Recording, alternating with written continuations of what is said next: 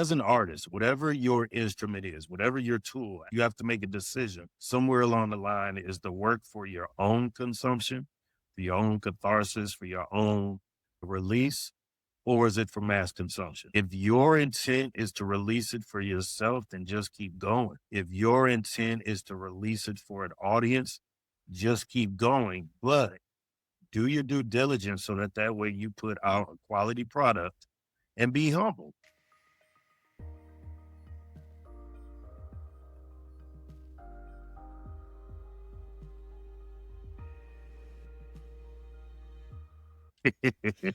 Welcome to Travel Time Stories with Shannon, the podcast where real journeys meet real stories and real healing happens one conversation at a time.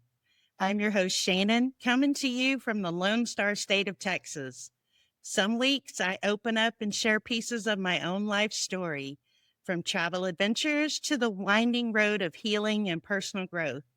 Other weeks, I'm joined by my best friend and co-host Ann from the Show Me State of Missouri as we sit down with special guests who share their experiences, insights, and expertise to help all of us along our own journeys. Today, I'm joined by co-host Ann, and we're excited to welcome author Anthony Scott to the show, Tony, as he prefers to be called.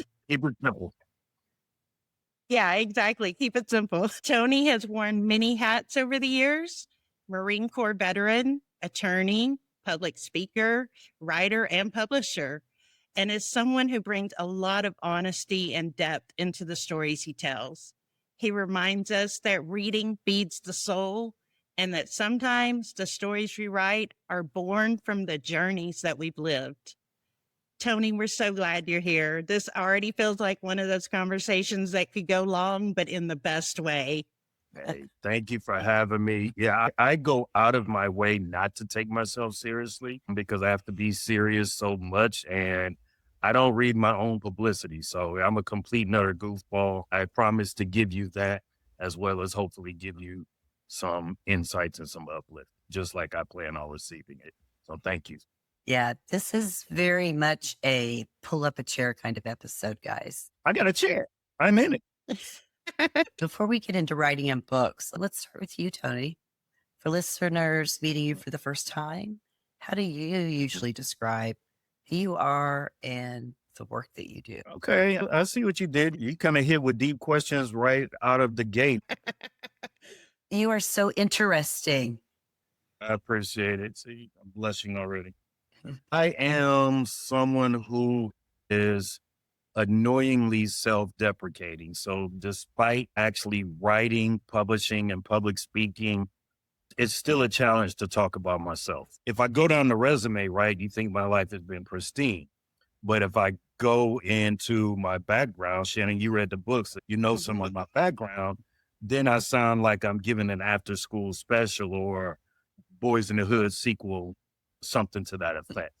So the short version, born and raised in Cleveland, Ohio, moved very early to East Cleveland, Ohio, which historically was known as Millionaires Row. The Rockefellers were here. Now, fast forward, unfortunately, it's a city that's trying to rebound itself, but it's had a lot of neglect and decay over the decades.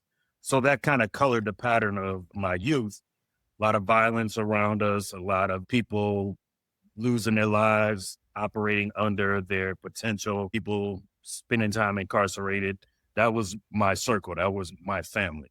By God's grace, they kept me out of it for the most part. I mean, you deal with some violence here or there, but made it out with my life and with a good head on my shoulder, I like to believe. Started college, failed out really quick. There should be records for how quickly I failed out of my first semester of college. It's amazing. Went to the Marine Corps, was in the Marines for 8 years during what I affectionately call Daddy's War. So Desert Storm, Desert Shield, endure hope, endure freedom.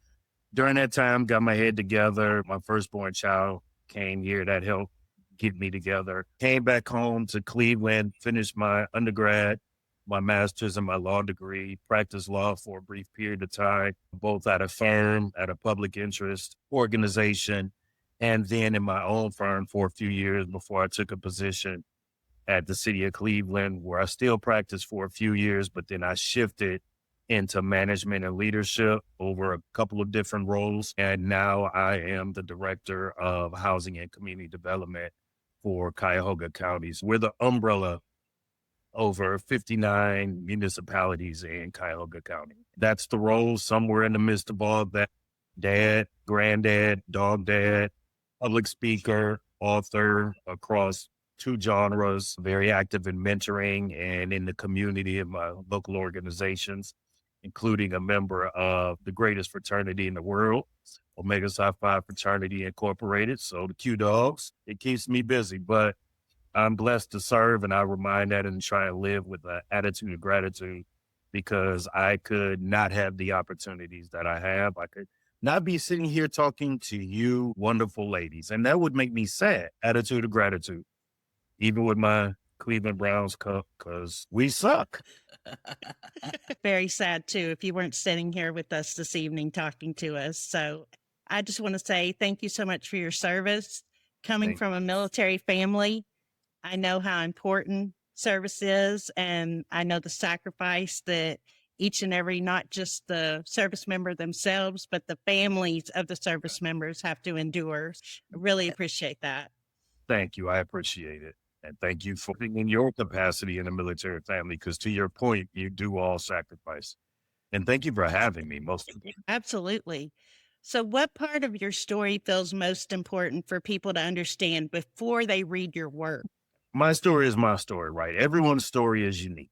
Mine is not the worst, most complex, most challenged, but as Maya Angelou said, life for me ain't been no crystal stair either.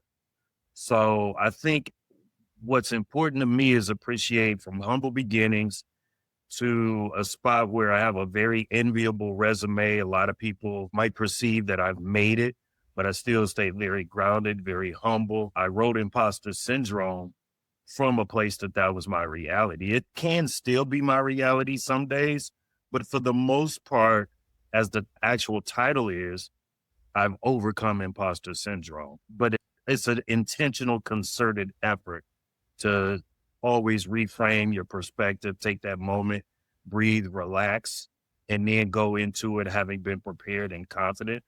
But that's not who I was most of my life. It's honestly, despite what the resume might have looked like, it's really only been the last 8 to 5 years that I've really gotten to this healthier place. And so just continue to stay the course, continue to navigate, try to find fulfillment, try to find your authentic space.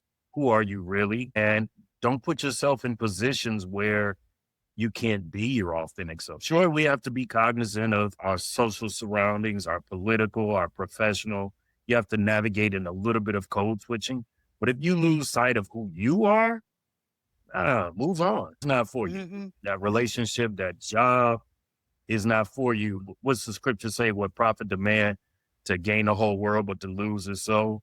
And if you are not yourself, you've lost the soul. You may have a couple of extra pennies in the bank, but if you don't like what you see in the mirror, don't even go through that. I lived that existence for a long time that I literally loathed myself. I was not a fan of myself. And oftentimes I put a lot of effort into trying to make the world better to make me forget that I didn't even like my internal shell. But now there's a better balance, right? A better homeostasis. And so I'm blessed. I have a good family. I have a good village, beautiful wife. I'm now her plus one. I love that. So, Tony, you've been really open about, growing up around family mental health challenges. We talk about that a lot here on our show because there are so many out there that carry that quietly. Yes. Yeah, it shapes you in ways that you don't realize until much later in life. Mhm. I didn't have the benefit of coming to those epiphanies as an adult. Came from a family where mental health was pervasive. Both my mom and my grandmother had mental health challenges. And so I was very cognizant of it. And her mental health ebbed and flowed over the decades. First year of law school, moved her into a apartment, myself and a classmate. She had a breakdown that night, never lived on her own again. And that was probably the last 6 years of her life before she passed away in 2012. She passed away from what's known as failure to thrive, which, it's not the DSM-5 definition, but it's essentially you lose the will to live. Couple of suicide attempts. So for me, it was something that I can't say I've never thought about it, but it's all because of a greater appreciation for the higher power and the legacy. And I read Dante's Inferno. That doesn't sound very exciting. No. Kill yourself. You're at the bottom. That Right. kind of sucks. You're in the worst place ever and you're at the bottom. So for those reasons, continue to try to navigate beyond that. But also a part of it is as time went on, got the help I needed, right? Stopped avoiding getting a true diagnosis. And then I did, and it was PTSD, anger management, anxiety disorder. There was a period, season, if you would, of taking meds. Thankfully, that's not my reality now. Identifying your triggers. Writing is part of it. This not a trigger, obviously, but the catharsis. This is the result of it. And so being able to navigate beyond that, one thing I learned about after I wrote Imposter Syndrome, I was at a conference in August, and it was a women's conference, and I was being applauded for writing this. And I never looked at it as something that men don't discuss. It just never dawned on me. It was just a human condition. There may be certain pieces about the plight of a woman who's navigating it that looks different than a man. In my mind, it was no different than going to the restroom. We both go, we just go different. It didn't occur to me that it was a taboo or unspoken topic for men, but I realized it quickly is because of the vulnerability, right? The societal pressures, the gender pressure. You don't realize that there is a space to be vulnerable, that it's okay to cry and not say, the air ducts are dirty and your eyes are watering. So all of that, I would say these last 5 years have kind of been the penultimate experience, the transition out of someone who's suffering versus someone that's navigating. And then not just surviving, but actually thriving and being comfortable enough to talk about the journey. Because if people look at me and they think that I have it figured out, I don't, to be clear. Like I said, I'm a goofball, screw up. I acknowledge that there's been challenges, and those challenges can be infectious into the rest of your life. And it can either help you succumb and to go through ordeals, obstacles, barriers, impediments that prevent you from succeeding, or they can be part of your foundation, part of your armor that allows you to stand upright and lean into the fight and have more tools on how to navigate it. It's been a unintended blessing to have to navigate that challenge. Yeah. But when you reflect back now, you've learned so much, right? Yeah. I mean, it's imperative to give that back, right? Exactly. My publishing company name, and it was named before that for my consulting company, and it's ISI Publishing. ISI derived from Proverbs 27:17. As iron sharpens iron, so shall a man sharpen the countenance of his friend. Obviously, man or woman. But if you know it, you have an obligation to pass it off. And then, just like swords, they're forged against each other, they stand ready to be able to be a barrier, to be a guard, but then they also sharpen each other so they're both more effective on their own. The lessons are no longer just mine, they belong to anybody else that reads these materials or hears one of these conversations like I'm fortunate to have with you. Yeah, exactly. And as someone who has also dealt with mental health illness in their family, I've gone through that myself with family members, and also my oldest son suffers from a mental health disorder. He has bipolar schizophrenia. I think for me, as a child dealing with mental health, it created this sense of responsibility early on. Like you Yeah. grow up faster than you're supposed to because you kind of That's, have to take on this caregiver role. Also, for me, it made me equate the caregiver role with love. If you're not in that caregiver role, then you're not showing and giving love. Mhm. Yeah. I completely get it. And it's not intentional. So I don't want to use the word unfair, But it is a bit unfair when you have to take on that maternal, that matriarch or that patriarch role when you're still a child. And that was my experience very early on as well. At the time, did you really realize how much that upbringing was shaping you, or did that clarity come later? Came Yeah. much later in my own journey as an adult. Yeah. So your path hasn't been linear. I mean, Marine Corps, attorney, leadership, writing, publishing. At what point did you realize, oh, I don't have to fit in just one box? Very recently, actually. I'm 53 and I finally have gotten to what I believe is a space where I'm confident enough that I'm not trying to really conform. Once I stopped being apologetic for my story, realizing that, as I said earlier, it becomes part of your armor, that's when I started standing a bit more proud, more tall, a bit more authentic. At one point, I had to say what I've accomplished. I had to, because I felt I had to say what my credentials were. I had to remind people of who I was. And that, in large part, was a bit of imposter syndrome because not only you telling them, and they may see it, they may completely respect who you are, what you are beyond the titles. But I still didn't see it, so I had to convey it to them.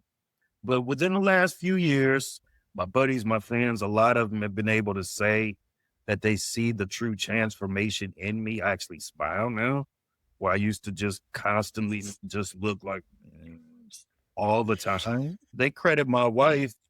I can't quantify how invaluable she's been in this maturation, this transition into someone that's genuinely happier and more confident and authentic.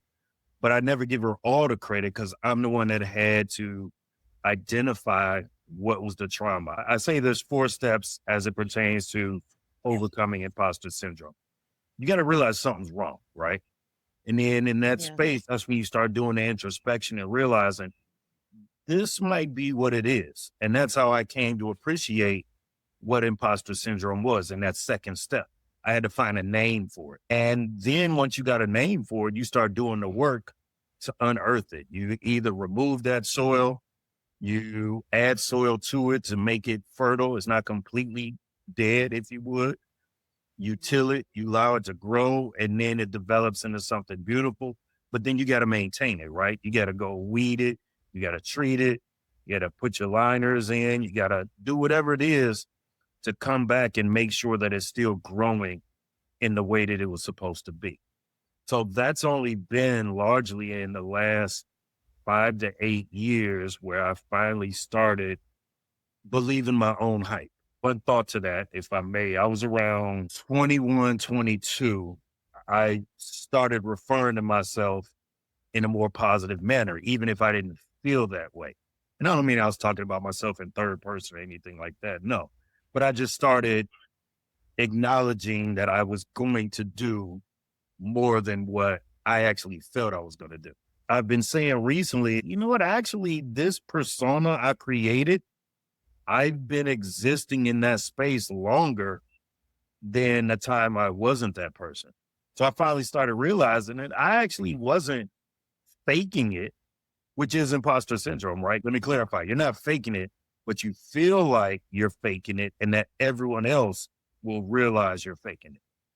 So in that space, I realized I wasn't faking it, I was becoming. It just took some time to see in the mirror what others saw. Yeah. You will appreciate the project that I'm working on. I'm working on 2 in that adult space, so it will have trigger warnings, but it's erotic horror. It's a paranormal sex club. Definitely would love to read that. Okay. I'm having a lot of fun writing that one. So as you talk about authenticity, that was an even greater gateway to authenticity. Obviously, I can't market it on all platforms I exist for obvious reasons, but I am Right. putting it out there and trying to be as conservative with it as I can. But yeah, that one I'm having fun with. I would have fun writing something like that. That's really good. So let's talk about your writing. What Yes. first pulled you toward writing? Was it to process, to teach, or share a story, or maybe a combination of all? So the first book I was working on was called Raising Jeremiah. I still have it. This was in 2014. It's a fiction book, has a lot of autobiographical components woven into it. And I did not have the mental aptitude to navigate how deep I was going into some of this. But at that point, for whatever reason, the bug had hit and I wanted to keep writing. So the first book, if I can do a shameless plug, this was the first book. It's called Unlocking Potential Insights, Tips, and Strategies for Young Black Professionals. And there's a companion workbook to it over there as well. In the African American community, we still stay very active in our fraternities, even into our post collegiate life. My organization, the Omegas, have been in existence since 1911, and we're still very much involved. I offer that context to show that we spend a lot of time with each other and in mentoring our younger brothers. I spend a lot of time talking to my younger brothers and oftentimes repeating myself. So I got to the point where two is my magic number. I'll say it twice and I'm done. In that spirit of repetition, I said, you know what? Let me start chronicling some of these things that I can pass it on and people can ingest it when they want to, or they can revisit it as they're in a space to navigate it. Trying to tell this academic nonfiction journey in some level of chronology didn't work. So that had me stuck for years. I just kept dabbling in it. I didn't have the commitment or the discipline because I didn't know what I would ever do with it. It's just me writing. And then creator gave me the insight to stop trying to make it chronological. That's an unnecessary barrier and just do it alphabetically. It talks about things such as appearance, authenticity, career, leadership, emotional intelligence. That's where imposter syndrome came from because it is a chapter within that first book. But then I realized was so much more prevalent, so much more pervasive. Then I said, I need to carve out a piece of that. And that's the next book. Finally, in 22, 23, I sat down with it and it was New Year's Eve evening, December 31st, 2024. My wife and I were with friends in Vegas to bring in the new year. I told her, I am not going outside until I hit enter on this pre release. On that night, before 9 o'clock Vegas time, which was before midnight here, I hit it. It was available on pre order at that time. Unlocking Potential, I had it available December 1st, a few days earlier because I did the indie publishing and I didn't know what the hell I was doing. So I ended up releasing it a few days earlier. I duplicated the same mistake with Overcoming Imposter Syndrome. But that was the writing journey. I'm one of those people, I ask the why. Why do we do it this way? Because we've always done it. That doesn't work for me. I want to know all the inner workings. So at least it put it out there. The marketing part sucks. I hate marketing. God, it's so painful. Nonetheless, have had various levels of success with that. So much of imposter syndrome had already been written because I clawed it out the first book that it was there, but it would have been an exceptionally shorter book and much less relevant to people different spaces and places in their life if I didn't go out and interview other people. I can't talk about the experience of a Nigerian black woman who was 24 and was a child prodigy. Remember, I'm the guy that Yeah. I failed out of college quickly. So I can't talk about that story. But her story was relevant. Conversely, the young lady who was a Latina had a similar experience and she got her bar results. I was able to point that out in the book. But anyway, those gave more substance to it. And I was so glad that I was able to receive that insight to do so. And I think that's what's really touched people. There'll always be a first, right? Unlocking Potential, love it. Mhm. But Overcoming Imposter Syndrome, I think, has really resonated with people a lot more. It's continuing to build momentum, even though I released it, I want to say August. There's still speaking engagements coming from out of it. People are still asking questions about it. So I think if nothing else, if I stopped writing tomorrow, I think that one has been impactful in some people's lives. When I look at where it started with Raising Jeremiah, that's been a very serendipitous journey, a full 180, but I'm going to keep going. There's another nonfiction one that I'm working on along with the fiction that is about 75% done. So that'll be probably a third quarter release, if not fourth quarter. And right now I'm just having fun with the fiction. And I am going to finish writing Raising Jeremiah. That's on my agenda to release on 2027, if not 2028. Heard him, guys. You heard him say that, right? So you got to do it now. I'll commit to it. There'll be Raising Jeremiah, and the nonfiction that'll drop this year is called Fitting 25 into 24, Time, Energy, and Boundary Management for High Achievers. Nice. Well, since we were talking about overcoming imposter syndrome, this is the book. I'm going to do a plug for you right here. I have read the book and I'm actually passing it along to my youngest son for him to read because after reading it, I told him, I think this is a book you really need to read. I think it'll really help you.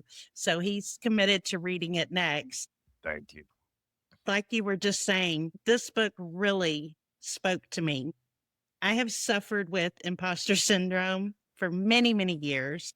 I think a lot of people I know suffer from imposter syndrome. You talk in here about the code switching. My other best friend and sister, Kristen, I did not know anything about code switching until she and I were colleagues together working. Just to throw it out there and be honest, I don't have a lot of experience with the Black community, Black friends. Kristen is pretty much one of my only Black friends. I have learned so much from her. She has taught me so much about the Black community, and I really have a deep love and respect for it now.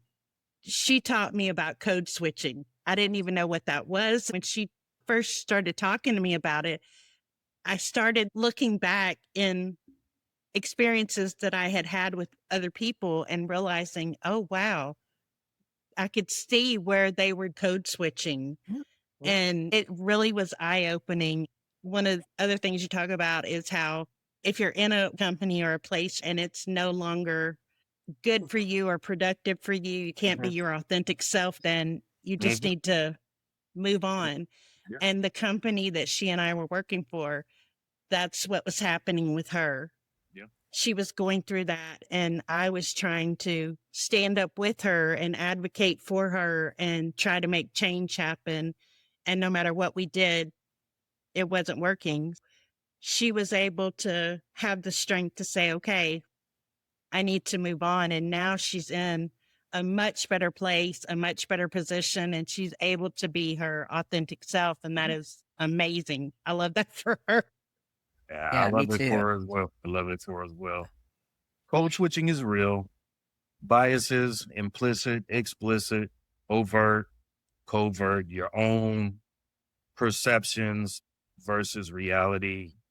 It's all real. You have to navigate it. You can't get around it. It's real. It's just that simple.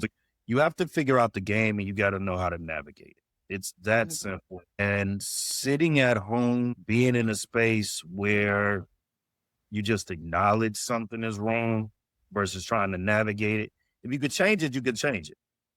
I'm blessed to be a Black male from the hood who oversees a county department that actually has the autonomy to generate policies to allocate funds towards communities that have been disinvested. I don't take that responsibility lightly. I don't take it lightly at all. And I appreciate that I'm in a position to try to be impactful to people that look like me that might not have had an opportunity. I'd be remiss if I wasn't explicitly clear. That's not to the detriment of other whatever identifiers. Right. If I'm a Black male, that doesn't mean that I'm setting aside things to the exclusive benefit of Black males. That's not what I'm suggesting.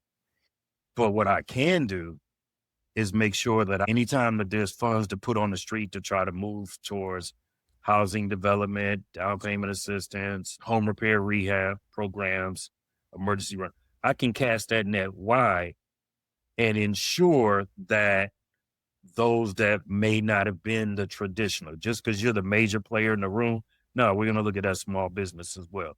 Small business enterprises, veteran business enterprises, minority business enterprises, women business enterprises. We're going to look at all of them with the same level of equity.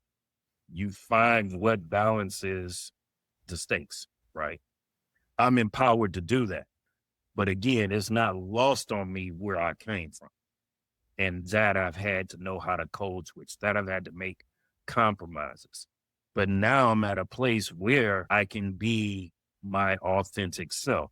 I still understand code switch. I still have situational awareness, but I can stand in front of someone and say, nah, that's bull. Here's what it is, and here's why.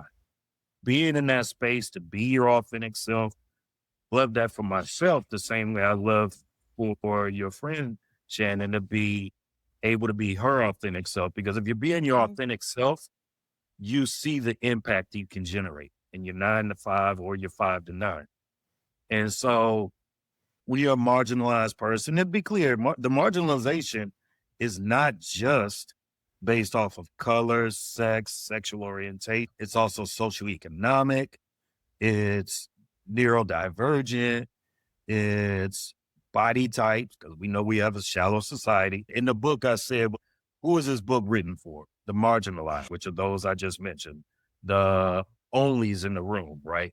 The only woman in the room, the only older woman, the only younger woman, the only woman of color, the only trans person, someone that's within the LGBTQIA plus community. That's all of our marginalized communities. But again, the marginalized, the onlys, the first generation, it's for them. And ironically, the high achievers, people who may not appreciate that those who feel the pressure of being a high achiever, you have to operate to maintain it. You have to do all of that. And a lot of that comes with any of those groups having the code switch to assimilate to whatever is the majority, the masses, until such time as they come to the knowledge of themselves, right? Knowledge of self. To say, no, I don't have to stand for that. I don't have to accept your passive aggressiveness.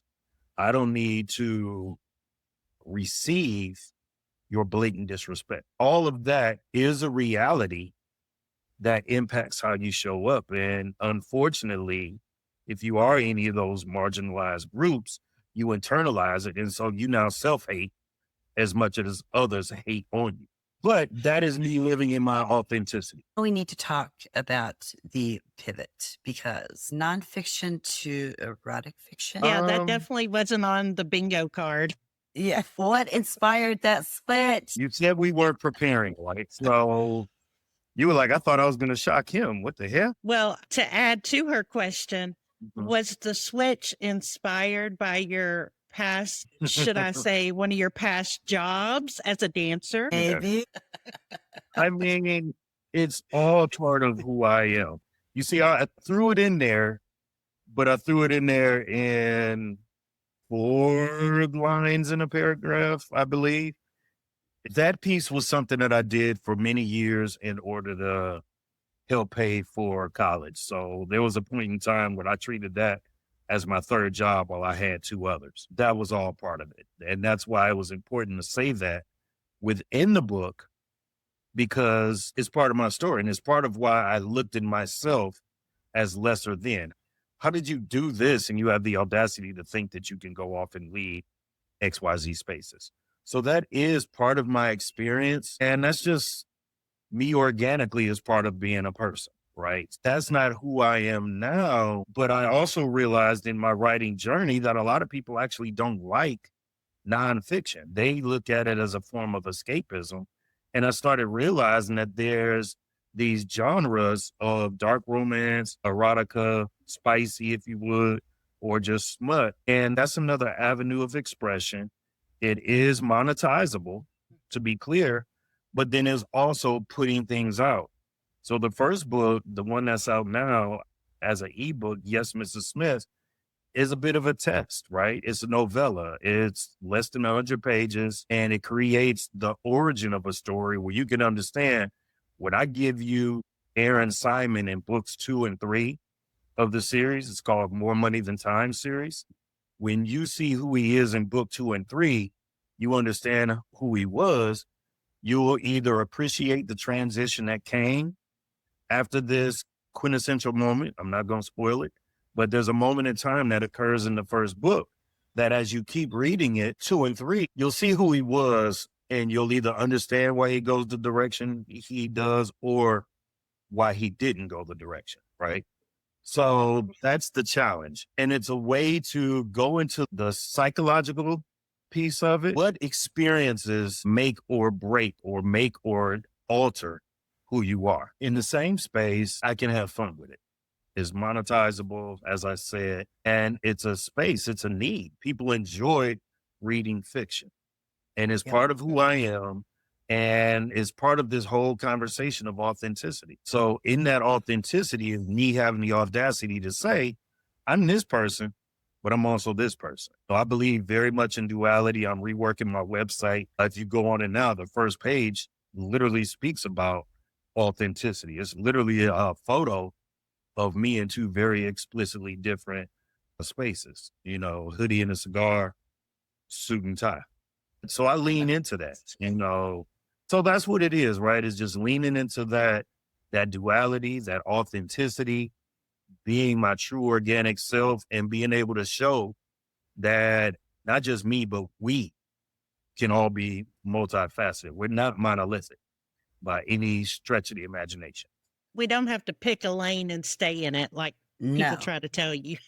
Right. Well, First time you saw your book published, your own book, mhm, your name on mhm, it, the title that you mhm. chose.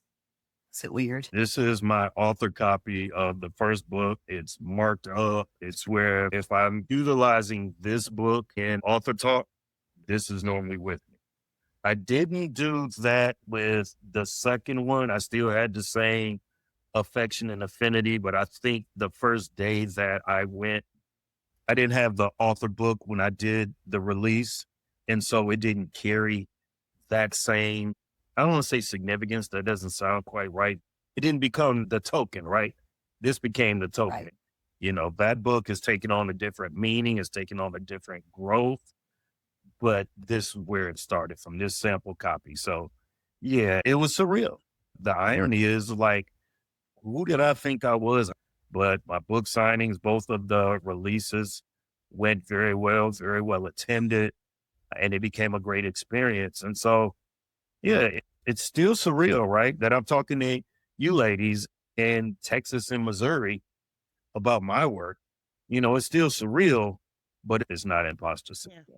Did the work, I'm here, I have something to offer, and we can vibe off each other to learn and share based off it. So, yeah, but it was surreal. It was definitely surreal. I love that for you. Yeah, Thank you. me too. That's exciting. So you also self-publish. Yes. What made you decide to self-publish and how has that been for you? I'm a Virgo and a control freak. I mean, that's a part of it. I had some of the conversations and navigated the journey of trying to decide self-published, hybrid, or utilizing a publisher. And I didn't spend a lot of time trying to navigate that. What I told myself is I would at least release one self-publishing. So I had it a comparative basis. But then I found that I enjoyed the process. It's a lot of work, and I have had challenges navigating the right marketing strategy. It still has its challenges, right? Yeah. But as I'm sitting here, at least today, there's 9 reviews. That's a lot to navigate. No matter what you do, you're still at the mercy of someone else. I've done services where you read their books anonymously, they read yours anonymously, but I want to read what I actually want to read. I don't want to read what I have to read. When I was on that service, I didn't find a lot of books by people that look like me and for me. And that's not all I read, but I'd like to have an option too. Right. It's had its challenges. The scammers are the most annoying thing in the world. God, so annoying. But you start learning to recognize it right out of somewhere. Someone's like, "Oh, I read your book. It's the greatest thing in the world." And like, no, you didn't. I'm monitoring my sales. And unfortunately, they're small enough during this week that I would notice. You want to believe that someone authentically cares about your work. So thank you, ladies. Thank you, thank you, thank you. You want to believe someone authentically cares, but you see it coming. And so now, at least with over a year in this space, I know when it's coming. But you still got to try to build your following and build it organically and try to excite people about your work, and that takes time. And if you're not a patient person, then that's challenging. I've learned patience in this process, just like I learned patience to get to this point. Those are some negatives, but to know that I had this idea and I took it to completion to where it's a published product, and I didn't just stop here. I navigated the technological pieces as well as the marketing. I'm booking events. I'm having opportunities to speak to people. And there's a general interest and a community that evolves from out of that. That is such an affirming and uplifting feeling Yep. to do that and to hope that you can pour into others. At this point, I'm only working with the two artists, right? Anthony Scott and T. Scott.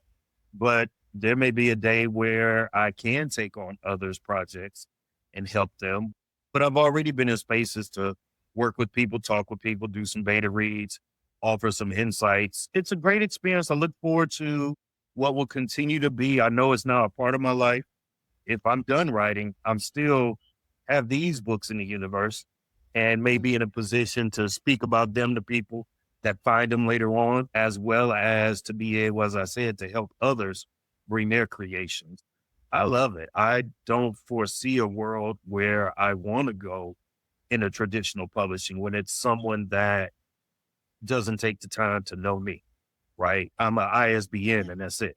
I'm an ASIN and that's it versus this is Anthony Scott or this is T Scott or whatever the third personality is that'll show up one day. Let's talk beta Mhm. readers. People hear the term, but may Mhm. not necessarily know what it means. Sure. So a beta reader and ARC readers are people, they can be compensated. That's not the model I use, but it's people who provide a service to the author. They do so ideally for the love of reading and supporting authors. I know there's a certain level of pride in being part of a team that reads something in advance and is able to give line edits, developmental edits, not so much punctuation, but I've had people that did that as well. So that's a beta reader. You do your due diligence as an author. You edit it as thoroughly as you can. You format it as effectively as you can, at least do what you should be doing to the best of your ability. I had a very positive experience with my beta readers. Overall, there were some that were non-responsive, unfortunately. That's just part of the craft because you're asking somebody to take time out of their life to support your vision. And however well intended, it just doesn't always work or doesn't fit within your time frame. But I had quite a few beta readers that didn't realize that most of Yes, Mrs. Smith is a recollection. And I'm not giving any spoilers here. You see this very quickly. It's in the book. It tells you who Aaron Simon is. He's a Wall Street executive as well as a sought after professor, but he's also a internationally recognized male escort. This is his origin story. What happened at this one chance encounter in college that turned him into that person? But even that, you start from knowing he's that person, but you don't really know who he is as a human being until you get into books 2 and 3. So you know who he was, came from Midwest, good guy overall, mannerable, little naive. Sure, he's that guy. What happens to him after? You'll have to stay tuned and read. I can't wait. You'll have to read. The intent is I'm working feverishly to release books 2 and 3 of that, and also of another book, which will be a two-parter, and it's called The Vault. And Shannon and I were talking about this. Unfortunately, you had your tech issues, and that is a erotic horror. So it's based in Ooh. a adult lifestyle club that is actually paranormal. So some things Oh, will occur on cool. the natural level, some things will go to the supernatural level.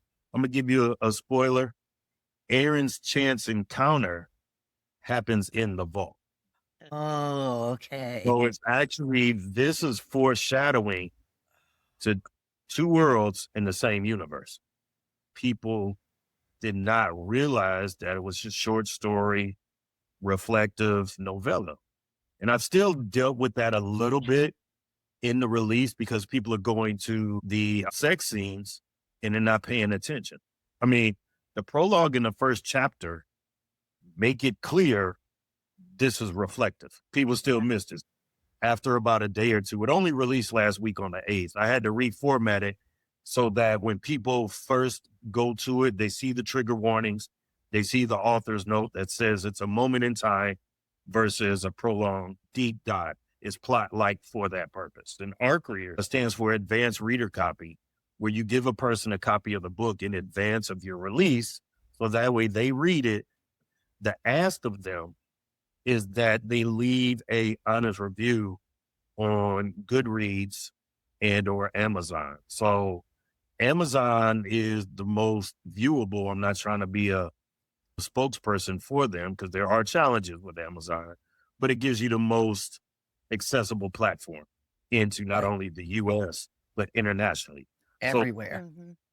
yeah, most of us publish at least on Amazon, if not exclusively on Amazon. And so it's imperative to put those views on there once it's released or in very short proximity afterwards, because you're trying to take advantage of the buzz, right? They're putting things on social media. I'm very appreciative that some of my ARC readers not only left reviews on those two platforms, as well as they may have put publicity up on their social medias, their TikTok, their Facebook, so forth and so Oh, on. I nice. actually have a post scheduled for tomorrow that's talking about that and shows snippets throughout the clip.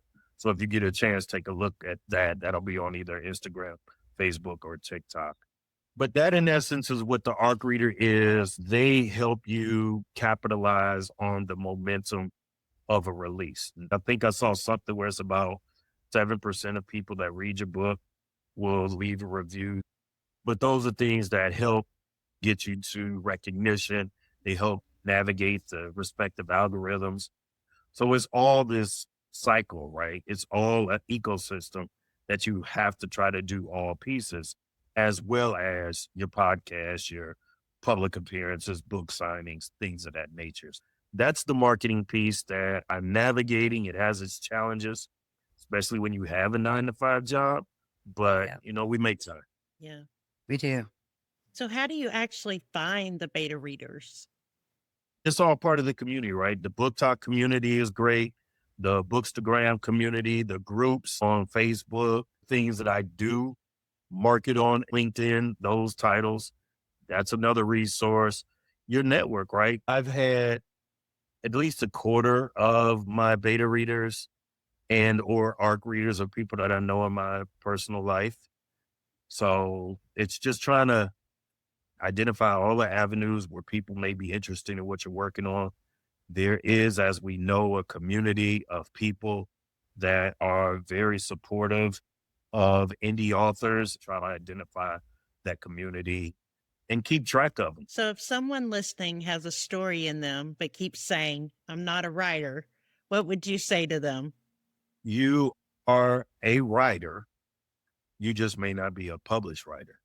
As an artist, whatever your instrument is, whatever your tool, you have to make a decision. Somewhere along the line is the work for your own consumption, for your own catharsis, for your own release, or is it for mass consumption? If your intent is to release it for yourself, then just keep going. If your intent is to release it for an audience, just keep going. But do your due diligence so that that way you put out a quality product and be humble. I'll say it here.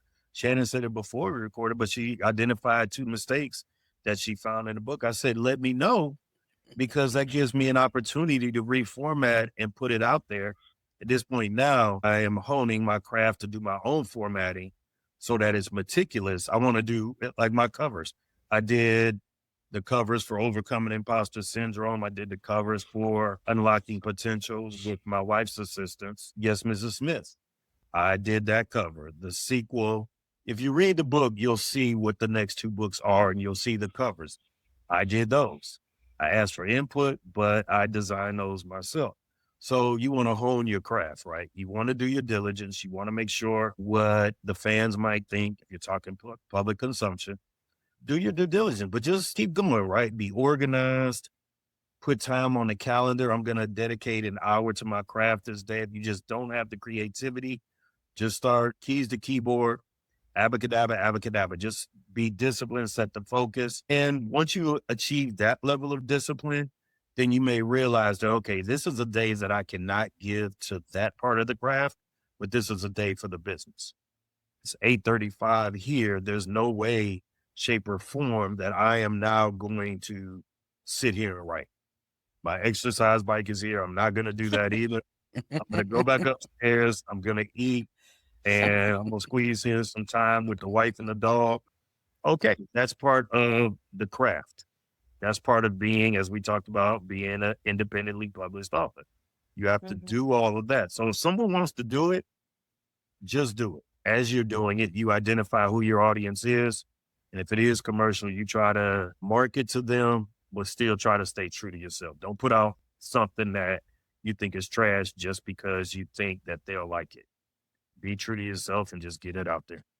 What's one mistake that you see new writers make? And maybe what's something that they're doing right that they don't even realize that they're doing right? I'm still a new writer, so I guess I can offer from firsthand observation, particularly as a dual personality. What I see in myself is impatience. It's still impatience, right? Being hard on yourself. So it's giving yourself a little bit of grace as a challenge. Be impatient, work the process. Don't spend 1,000 years on what could be done in 100, right? Analysis paralysis. Get it out there, but don't cut corners to the point that you are not doing your due diligence. Find that balance where you do your due diligence, but you don't suffer from analysis paralysis. Very good advice. Thank you. Tony, we've been talking for quite a long time now because this has been a great conversation. It's not been like an interview. It's just been really friend to friend conversation, I Yes. feel like. I appreciate it. I love it. I appreciate that, but hopefully I've given you enough to be able to put some things in the universe that will allow people to be fulfilled and edified. So again, thank you for the blessing of this opportunity. Yeah. Thank Absolutely. you. From your mouth to God's ears about that. Amen. Exactly. Where can people find your books and follow what you're working on next? I need to know. I'm ready to start reading. I'm ready for you too. There's obviously the opportunity to find me on my website, which is www.isipublishingllc.com. So again, www.isipublishingllc.com. And on my webpage, that will take you to all the other different platforms, such as the Linktree, the LinkedIn, things of that nature. I try to put events on there to the extent they require registration. The 4 different platforms that have, I guess, Mrs. Smith as an ebook, opportunities to sign up to be an ARC or beta reader. All of those things are on the Linktrees. A great place to start is my website, and that can take you to my Instagram, Facebook, LinkedIn, and TikTok. Awesome. We will definitely make sure that everything is linked in the show notes. You said, yes, Mrs. Smith, it's out now, right? Yes, Mrs. Smith is out now. It released an ebook on Amazon, Kobo, Apple, and Ingram Sparks. So it'll sooner or later make its way into Barnes and Noble. So right now it's just digital. And another spoiler, there will be bonus content when I pack all the books together in the respective series. And the vault is 2 books, and they'll be released as such. Actual books, not just ebooks, but actual books. At this point, you're getting it all. There'll be books, and then there'll be a combined book, which will have some bonus content as well. And I'm really excited to reveal the bonus content for the vault. Really excited. I Amazing. can't wait. Yes. I was going to say, anybody that picks it up, one of the best ways you can support an indie author is leaving a review, publicly review, support us on our social medias, make us part of your network, share us every now and then. We appreciate it. Good to know that. I did not realize that leaving a review is that important. Since I have read Overcoming Imposter Syndrome, I am definitely going to go leave you a review for that. Please do. Please do. It's currency when it comes out, but it's ongoing currency because as people find it, then it helps them appreciate that. And that one I'm proud to say is done pretty well. I think it's about a 4.8 or 4.9 out of 5. Nice. Wow. 4.8, That's 4.9. great. That is Yeah, that's awesome. great. Wow. Yeah, I appreciate it, ladies. Thank you for having me. Yeah, thanks for taking the time out of your day to talk with us. And, also to our listeners, thank you so much for being part of this journey with us. Yep, exactly. And if this conversation spoke to you, take a moment to share it, leave a review. It truly helps these stories reach the people who need them the most. And thank you for traveling with us today. Until next time, keep showing up, keep growing, and keep making memories for life.